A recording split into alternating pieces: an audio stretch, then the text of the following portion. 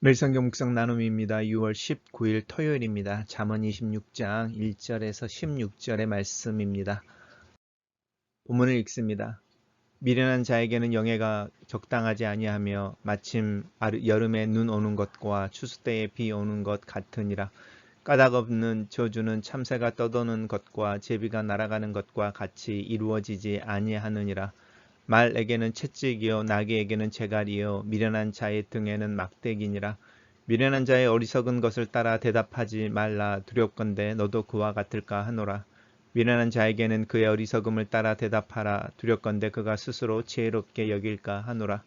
미련한 자 편에 기별하는 것은 자기의 발을 베어버림과 해를 받음과 같으니라. 저는 자의 다리는 힘 없이 달렸나니 미련한 자의 입에 잠언도 그러하니라. 미련한 자에게 영예를 주는 것은 돌을 물매에 매는 것과 같으니라. 미련한 자의 입술에 잠언은 술 취한 자가 손에 든 가시나무 같으니라.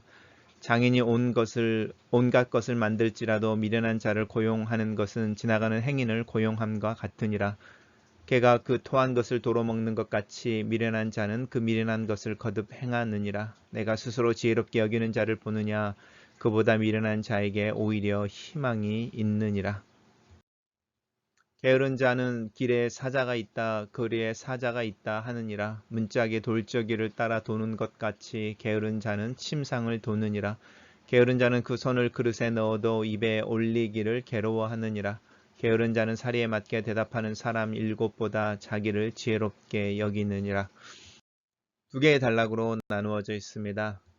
오늘의 본문은 전문적으로 미련한 자에 대한 이야기를 하고 있습니다. 우리가 읽고 있는 본문이 히스기야 왕 때 히스기야 명령을 받아서 신하들이 편집한 솔로몬의 잠언이라는 것을 기억할 때에 이 미련한 자는 단순한 개인에 대한 이야기를 좀 넘어서 우리가 이야기하는 관원이라고 하는 공무원 또 관직에 올라 있는 이들에 대한 이야기하고도 연관이 되어져 있습니다. 미련한 자에게는 영예가 적당하지 않다라고 말할 때 이 영예라고 하는 부분이 이제 그런 이렇게 나라를 운영하고 또 어떤 책임을 지는 일들에 대해서 그런 이들을 세우는 지도자로 세우는 것에 대해서 합당하지 않다 이렇게 말하는데 그것을 이렇게 비유로 듭니다. 여름에 눈이 오는 것이니까 때에 맞지 않는 것이죠. 추수 때에 비가 오는 것 같으니까 전혀 도움이 되지 않는 거죠. 이렇게 미련한 자가 어떤 지도자가 되거나 관원이라고 하는 어떤 관직에 오르거나 어떤 것을 이렇게 결정하는 위치에 오르는 것은 정말로 상황에 맞지도 않고 국민들에게 도움이 되지도 않는 것에 대한 경고를 하고 있습니다. 그러면서 까닭없는 저주는 참새가 떠도는 것과 제비가 날아가는 것과 같이 이루어지지 않는다 이렇게 말합니다. 이 까닭없는 저주라고 하는 것은 이유 없는 화를 내는 것일 수도 있고 또 근거 없는 비난과 비방일 수도 있고 협박일 수도 있고요. 이런 까닭이 없다라고 하는 부분입니다. 그리고 이제 미련한 자에게 막대기가 필요하다고 말하는데 이 말에게 채찍이 나귀의 재갈이라고 하는 부분은 말이나 나귀가 주인의 마음이나 의도를 알지 못해서 이렇게 그리 행하지 못하는 것 때문에 억지로 그 길을 가게 하는 것이죠. 그런 것처럼 미련한 자 또한 상황을 판단하지 못하고 어떤 일들을 행동해야 할 줄 알지 못하기 때문에 이제 이 막대기라고 하는 억지로 어떤 일들을 선한 일들을 하게 하기 위한 견책 이런 이야기를 하고 있습니다.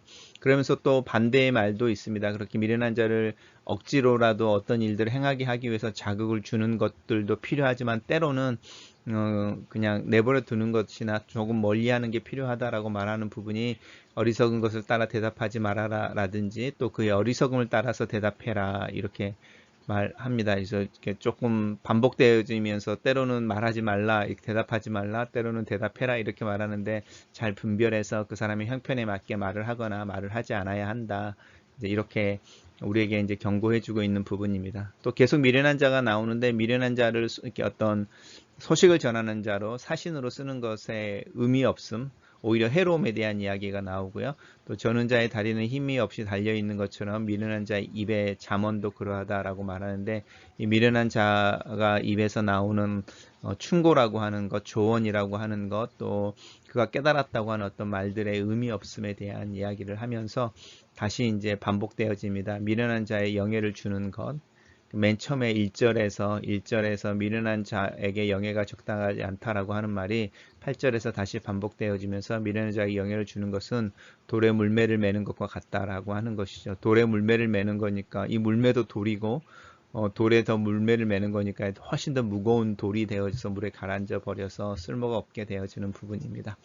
그러면서 다시 이제 반복되어지는데 잠언이라고 하는 말이 앞에 나왔었죠. 7절에 미련한 자의 입에서의 잠언 이야기하는데 이 잠언 또한 이 술 취한 자가 손에 든 가시나무 같은 것이니까 얼마나 함부로 흔들고 주변에 있는 사람들을 찌르고 힘들게 하겠습니까? 그 부분에 대한 이야기를 하고 있고 또 이제 비유를 들어서 장인이 뭔가를 만들 때에 미련한 자를 고용하는 것은 지나가는 행인, 신뢰할 수 없는 또 알지 못하는 기술이 없는 진짜로 아무나 고용하는 것과 같은 그런 오류를 범한다 이렇게 이야기합니다. 그리고 마지막에 표현은 미련한 자는 그 미련한 것을 계속 행동하고 실수를 통해서 배우지 못하고 그 미련한 것을 계속 행하게 된다는 것을 개가 그 토한 것을 도로 먹는 것에 대한 이야기를 하고 있습니다. 단락을 요약해 보겠습니다.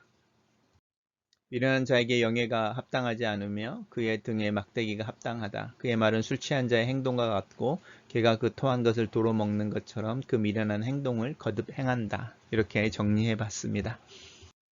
두 번째 단락입니다. 이제 두 번째 단락은 미련한 자의 연장선상에서 게으른 자라는 표현을 씁니다. 이 게으른 자는 길에 사자가 있다, 거리에 사자가 있다라고 말하는데 이 사자는 짐승을 의미합니다. 사람들이 다니는 길에 사자가 있을 리가 없고 그렇게 분주하고 이렇게 번잡한 거리에 사자가 있을 리가 없죠. 이렇게 사자가 있다라는 사자의 존재를 부정하는 것이 아니고 이렇게 허황된 아니면 너무 과도한 이야기죠. 사실은 광야에 나가면 아니면 어떤 산에 가면 사람이 없는 곳에 가면 사자가 나올 수 있죠.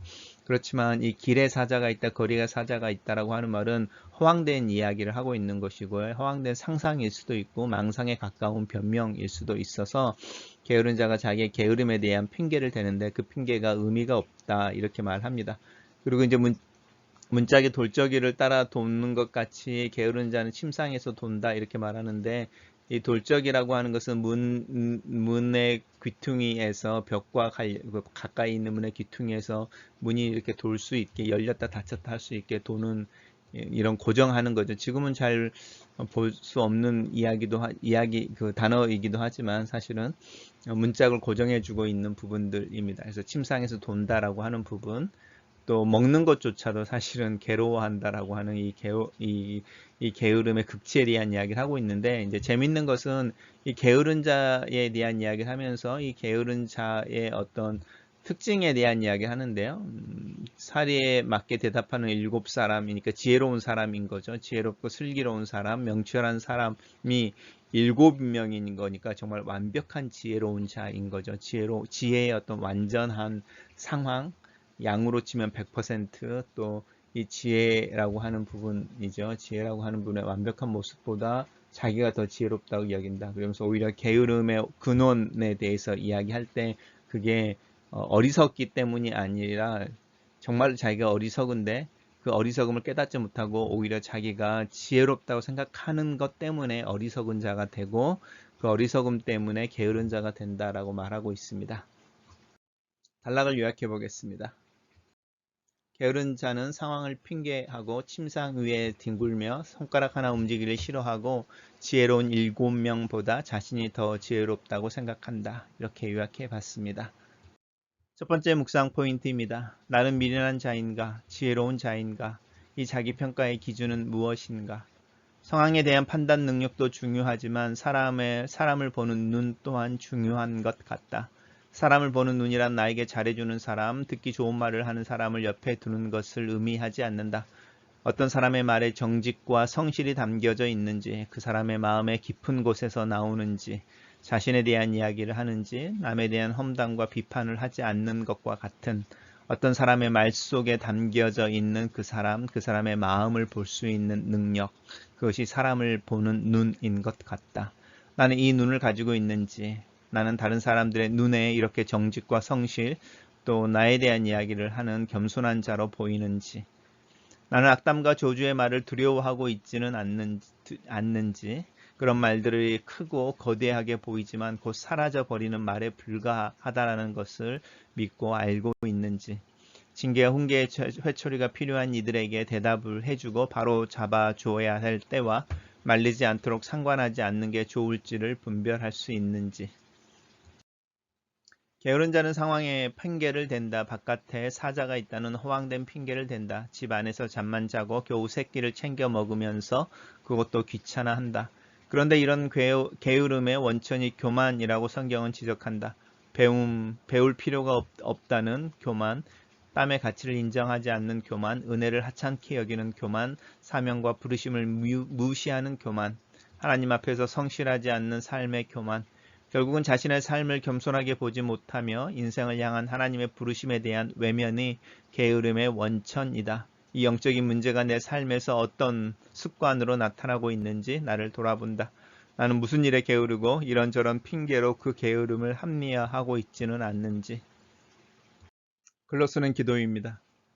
기도하지 않으면서 기도하지 않는 게으름을 이런저런 핑계로 합리화하는 내 모습을 이 아침에 하나님 앞에 회개합니다. 내 삶에 숨겨져 있는 교만을 또 미련함을 생각해 봅니다. 배움에 대한 열정, 그리스도인으로 살기 위한 부단한 실천과 연습의 필요성에 대한 외면을 주님 앞에서 고백합니다. 하나님 앞에서 핑계하지 않는 신앙을 살기를 기도합니다. 성경이 하라고 하는 것을 하며 하지 말라고 하는 것은 하지 않는 단순한 순복과 순종의 삶을 위해 기도합니다. 이 순종의 삶에 게으르지 않기를 위해 기도하고 내 자신을 견책합니다. 하나님 나를 도와주시옵소서. 하나님 앞에 조금 더 열심을 내게 하시고 사랑하고 섬기는 일에 조금 더 열심을 낼 수 있도록 나를 도우시고 격려하여 주시옵소서. 하나님의 말씀 앞에 민감하게 반응하게 하시고 먼저 하나님의 말씀을 이 세상 누구의 말보다 더 무겁고 무섭게 여기는 자가 되게 도와주시옵소서. 하나님 앞에서 순종의 부지런한 삶, 사랑의 부지런한 삶을 사는 하루를 위해 기도합니다. 아멘.